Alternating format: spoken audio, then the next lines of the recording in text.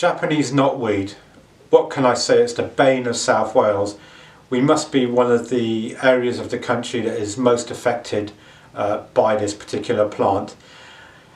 And the problem is not so much the plant and the damage it does, but how it's actually treated by mortgage lenders when you're looking to sell your property and their view on Japanese knotweed.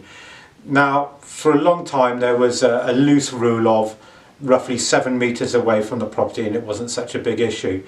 Now some of the lenders are bringing in tighter rules where they're actually saying that if the knotweed is within 3 meters of a property, that a lot of them won't lend on it.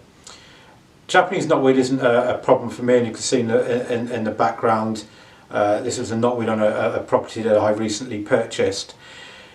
I will actually purchase a property from you. I deal with a couple of different companies in South Wales that will put treatment plans in place, and I will then treat that Japanese knotweed and sell the property on at a later date. If your situation is that you need to move now, you probably haven't got time to put all of that in place, and also at some considerable cost to yourself. I'm able to actually come and view the property, make an immediate offer. I know roughly what the cost of the Japanese knotweed removal is going to cost me from previous experience.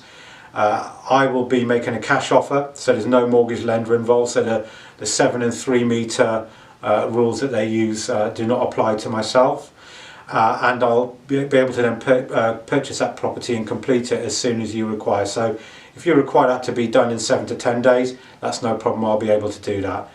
So please, if you'd like to chat a little bit more about your situation with knotweed in your property, please call my office on 02920 501 001 or click on the link and fill your details in.